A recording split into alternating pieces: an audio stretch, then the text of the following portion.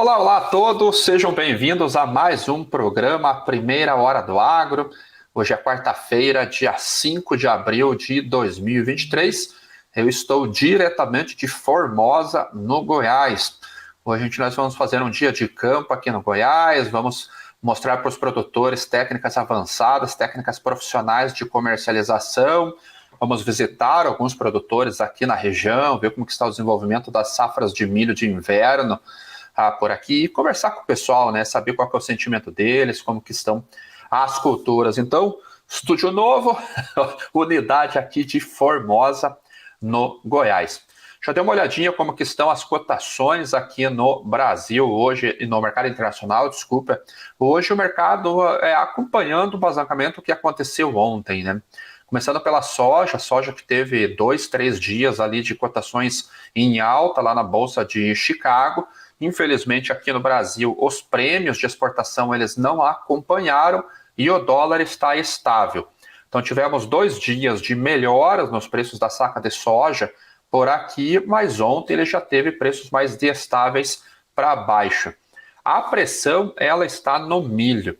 O milho ainda tem sido preferido na hora da comercialização em detrimento da soja. O produtor segue segurando a soja e ele tem colocado oferta de milho no mercado. E isso tem acabado empurrando um pouco os preços, apesar dele ter melhorado um pouquinho também no dia de ontem. Agora, o que nós começamos a olhar para o milho? Daqui a pouquinho, 1,5 mês, 2 meses no máximo, nós já vamos ter a entrada da safra de inverno. Já basicamente o plantio aqui no Brasil já está virtualmente encerrado, falta 1 ponto percentual, 2 pontos percentuais só para encerrar. Grande parte foi plantado foi semeado dentro de uma janela ideal climática, então há uma boa chance desta produção vir realmente muito boa aqui no Brasil para o safrinha. A estimativa nesse momento são de 95 milhões de toneladas. Vamos colocar algum probleminha no Paraná, ainda a gente reduz esse número aí para 92, 91 milhões de toneladas, o que seria recorde da mesma maneira, porque ano passado nós produzimos 86 milhões de toneladas, então um número bem expressivo.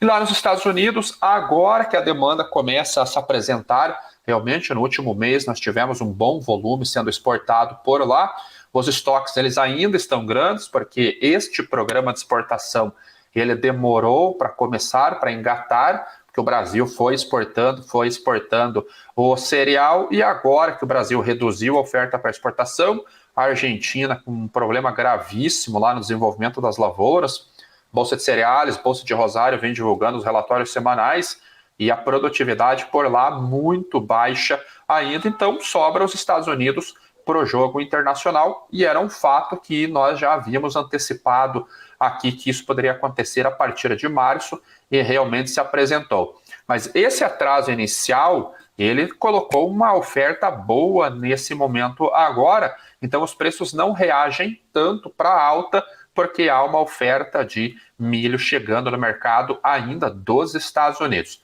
E agora nós começamos a olhar o clima por lá, para ver como que vai ser esse momento que já começou o plantio. Na segunda-feira, o USDA colocou que 2% da área já foi semeada por lá. Agora o tempo tem que ficar bom, né? O clima tem que ficar bom para que esse plantio possa avançar. Aqui eu lembro que a janela ideal para o plantio do cereal nos Estados Unidos vai até dia 15 de maio. Então, se o plantio avançar 100% até essa data, há uma boa possibilidade dos preços derreterem no vencimento de dezembro. Isso deve acontecer quando o produto começar a chegar no mercado, que vai ser lá no finalzinho de setembro, mês de outubro, principalmente. Para a soja, nós temos um cenário um pouquinho diferente. O plantio não começou ainda, ele começa mais no final desse mês.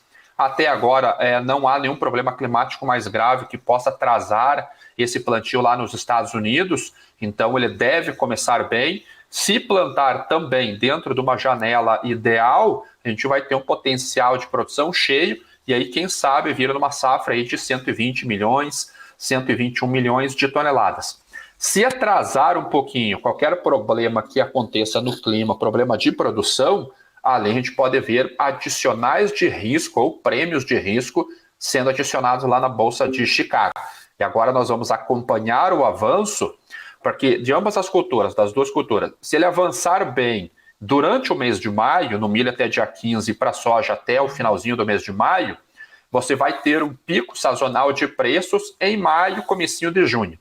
Se eu começar a atrasar o plantio por muita chuva ou muito frio ou qualquer outro problema, essa máxima sazonal vai se encaminhando para frente, quem sabe chegando até o finalzinho de junho e início do mês de julho. Mas de julho não passa, porque de julho ele termina o mercado climático, que ele começou agora, nesse mês de abril.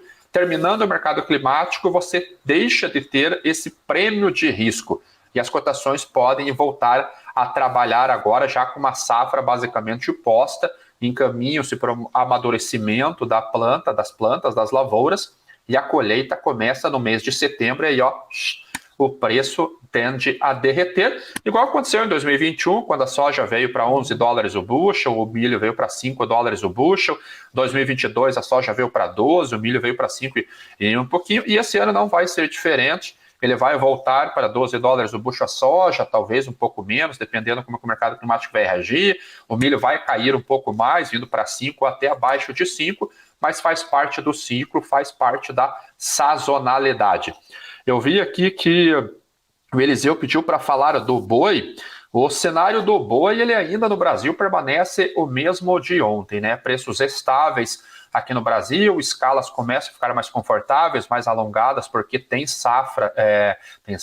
tem oferta de gado pronto para chegar no mercado, né? Desde o embargo chinês lá, o pecuarista teve que reter, porque os frigoríficos saíram completamente do jogo, até alguns frigoríficos começaram a dar férias coletivas para os seus funcionários, agora os negócios retomaram, mas você também não consegue recuperar um tempo perdido. O que você consegue fazer é entrar no eixo, entrar no trilho e começar a voltar a processar e fazer estas exportações. Então, nesse momento, as escalas estão relativamente confortáveis. Eu mostrei o mapa para vocês ontem lá do Brasil App, que é um aplicativo excelente para você acompanhar esse tipo de dado, e realmente melhorou bastante em todo o Brasil.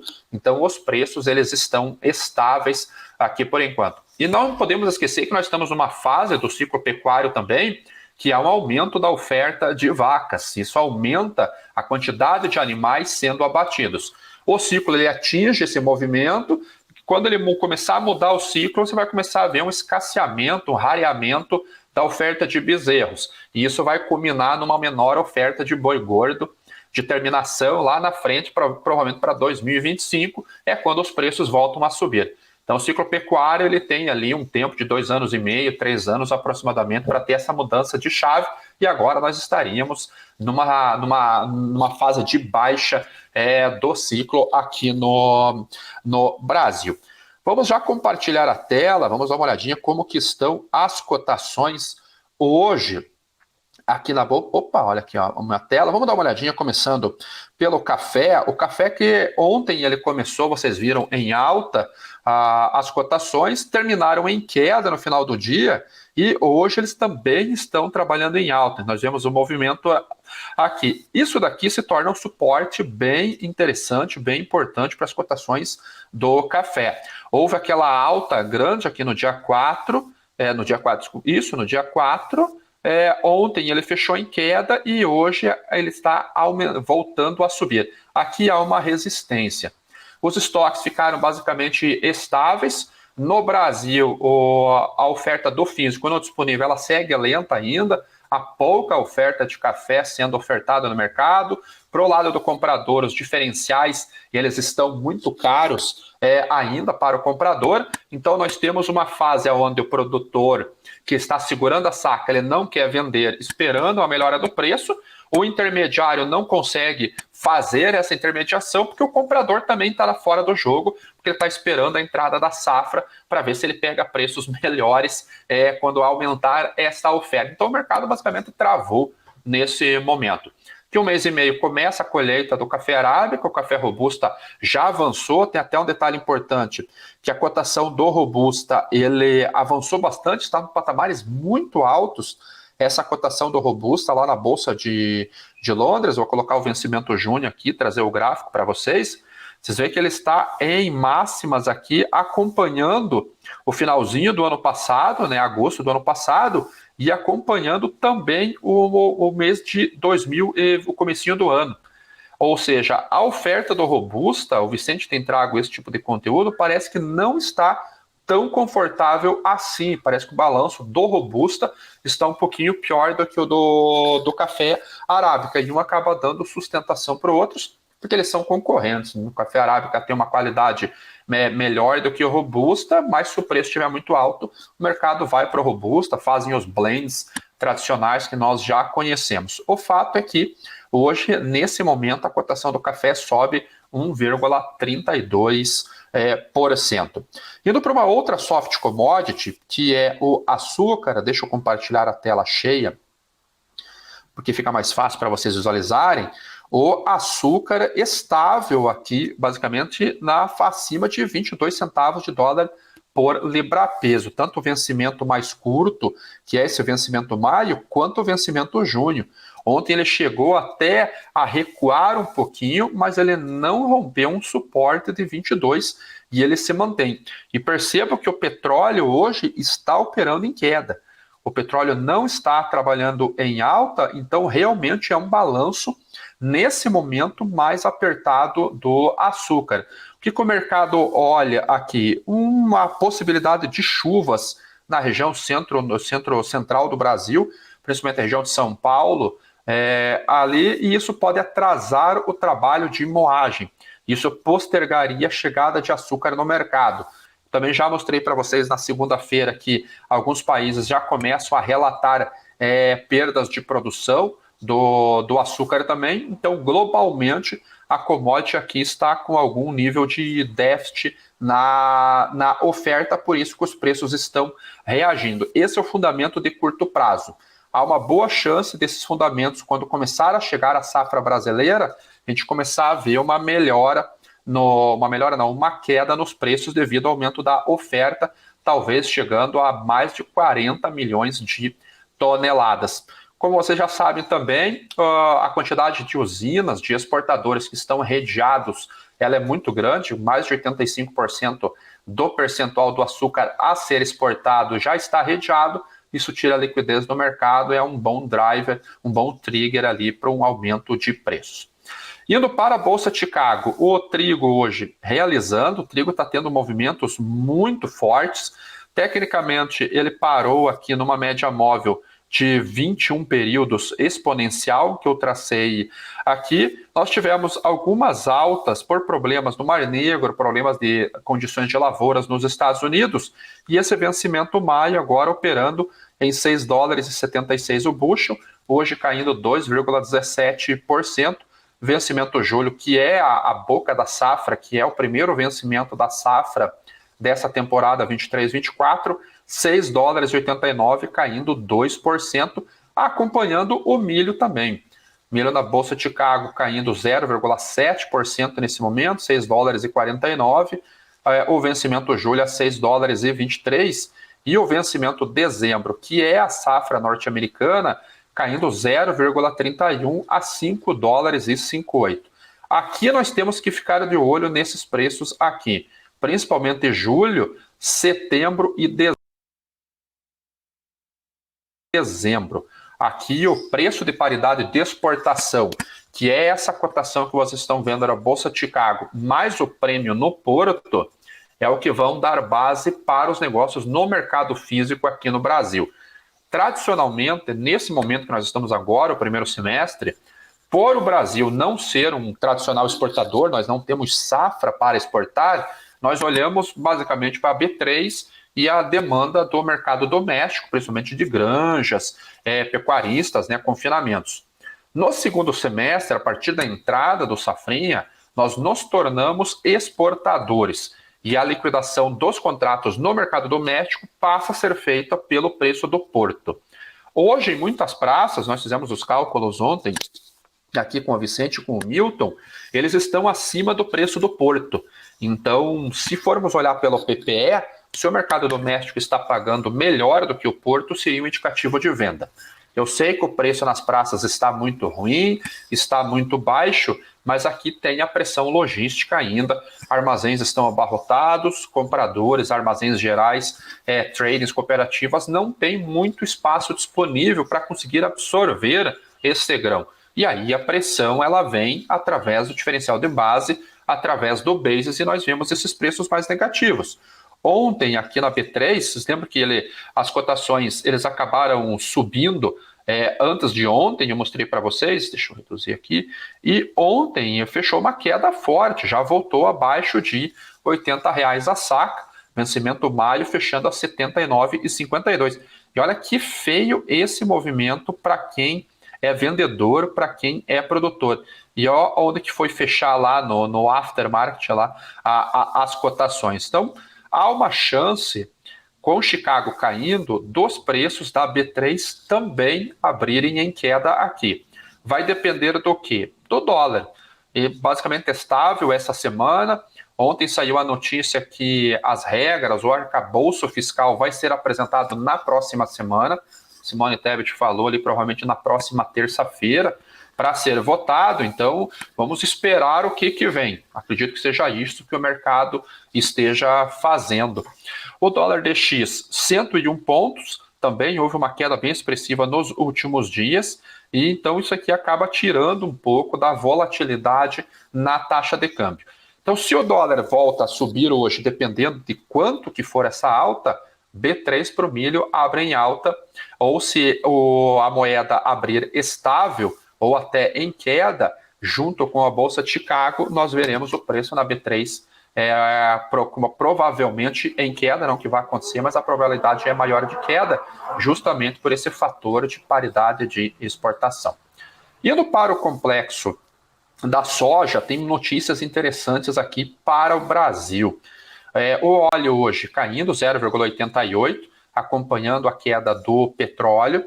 O farelo de soja caindo 1,42%, 450,9 dólares por tonelada curta. Nós vimos aqui que os preços chegaram a subir desde o dia 24 do mês passado, e eles subiram e agora eles bateram numa média também de 21 e voltaram a cair. E como os dois derivados da soja estão em queda, natural que as cotações do grão também estejam em queda, mesmo assim o vencimento maio cotado acima de 15 dólares o bushel, vencimento julho a 14,72. Olha o tamanho deste spread aqui, dá 28, 36 pontos essa inversão, e aqui 60 pontos quase de inversão. Um backwardation tão alto nas cotações mostra que há um desequilíbrio muito grande entre a oferta e a demanda neste curto prazo. Lá para frente, a expectativa, principalmente para o vencimento novembro, é que a safra norte-americana venha completa nesse momento, por isso que não há adicional de prêmio de risco ainda nas cotações, e o preço vai trabalhar em cima desse mercado climático para esse vencimento. Para o Brasil, a gente está com uma curva flat, olha que interessante, uma curva flat, ou seja, o mercado está ainda desenhando qual será o equilíbrio para a próxima temporada. Lembrando que uma curva em backwardation, que é o que nós estamos vendo aqui, deixa eu trazer para vocês a própria soja, ZS, o açúcar também vocês viram que está em backwardation. Olha como que está essa curva. Essa inversão de curva até esse momento, que é a entrada da safra americana, vocês veem aqui em novembro, mostra que há um certo desequilíbrio entre a oferta e a demanda. O que pode acontecer com os preços nesse sentido? Se eu tenho um desequilíbrio, há uma possibilidade do vencimento mais curto ou próximo ao vencimento encontrar as cotações do vencimento à frente. Então, o vencimento julho pode encontrar os 15 dólares do bushel do maio, o vencimento agosto pode encontrar os 14,71 do julho e assim por diante. Quando a oferta volta a ficar equilibrada, ou seja, ela consegue atender a demanda projetada, nós temos uma curva em carry, com os vencimentos mais curtos, mais baixos o valor do que os vencimentos mais longos. E nesse momento, os fundamentos eles estão trabalhando para ver qual que vai ser esse balanço, a curva ela fica flat. porque ela basicamente pode-se dizer que é uma curva de transição entre um desequilíbrio entre a oferta e a demanda e um possível reequilíbrio. Se nós não tivermos problema na safra dos Estados Unidos, o Brasil não conseguir vender a quantidade que precisa vender ainda para poder atender a nossa meta de exportação de 92 milhões de toneladas. Por enquanto, a gente está longe disso, precisaria vender basicamente 70 milhões de toneladas para a gente chegar nesse número, isso até setembro, porque depois a logística, a demanda migra para os Estados Unidos. Então, se esse cenário de vendas menores do Brasil, de uma safra sem problema nos Estados Unidos, se confirmar, esta curva aqui, ela pode ir para carry. Esse vencimento novembro, ele pode ficar muito mais baixo do que o vencimento, por exemplo, maio. Ali nós teríamos esse carry, mostrando que esse reequilíbrio veio no mercado. Aí sim, nós poderíamos entender que, se há um equilíbrio entre a oferta e a demanda, o preço não teria força para subir e nós temos um viés de queda de preços. Mas como eu sempre falo, curva de futuros, ela não é curva de tendência. Ela é uma fotografia do balanço no momento que nós estamos olhando, mas se nós temos uma noção de como que está o balanço da commodity, nós vamos saber se há um viés de alta ou um viés de baixa para os preços. Qual que é um dos destaques que nós temos hoje aqui no Brasil? É esta notícia aqui que o Brasil deve ultrapassar a Argentina na exportação de farelo de soja. Nós já sabemos que a Argentina é o maior exportador global do complexo de soja, farelo e óleo. Mas eles estão vivendo a pior estiagem dos últimos 100 anos. Se eu não estou enganado, produção de soja que começou em quase 50 milhões de toneladas vai terminar em 25 milhões de toneladas ou menos, uma quebra de 50%. Naturalmente que a produção de farelo de soja vai cair bastante. Como o Brasil está vindo com uma super safra de 150 milhões de toneladas ou mais, muito provavelmente mais, nós vamos ter esse grão para esmagar e fazer o farelo. E olha que dinâmica interessante. A partir do dia 1º de abril, agora, no último final de semana, passou a valer a regra do B12, que é o 12% de mistura de biodiesel derivado do óleo de soja no combustível, no diesel, que é comercializado lá no posto. Ainda está dando polêmica, nós não temos tecnologia para fazer isso, acaba causando problemas de manutenção em motores e tudo mais. Ainda está rolando o ziriguidum aí no mercado. De um lado há algumas associações, do outro lado outras associações. O fato é que desde 1º de abril foi alterado a lei e ela vai chegar até o B15 em 2026, ou seja, 15% de mistura. Então, eu aumento o esmagamento de soja no mercado doméstico para a produção do óleo vegetal, só que se eu não tiver demanda por farelo, eu tenho uma queda muito grande do preço.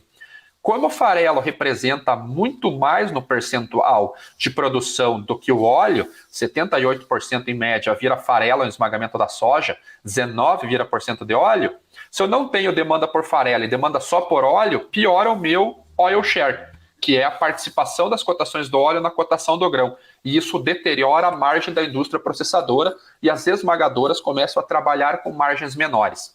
Se o Brasil toma o lugar da Argentina como maior exportador de farelo, eu encontrei a demanda por este suposto aumento da oferta de farelo. Isso acaba sustentando as cotações do farelo, seja através dos prêmios de exportação, ou seja através do basis regional, já que vai haver uma disputa entre as tradings que exportam o farelo e o mercado que consome esse farelo aqui, e isso acaba sustentando os preços, acaba colocando margens positivas para a indústria esmagadora, e aí nós temos um cenário positivo tanto para o mercado doméstico, para as esmagadoras, quanto para o produtor, que vai ter maior demanda aqui no Brasil pelo grão para esmagamento.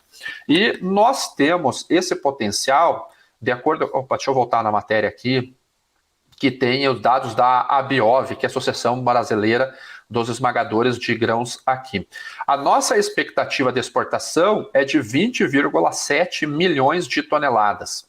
O da Argentina, a expectativa era inicial de 27 milhões e agora, com muita sorte, eles conseguirão exportar 20 milhões apenas. E o Brasil, 20,7.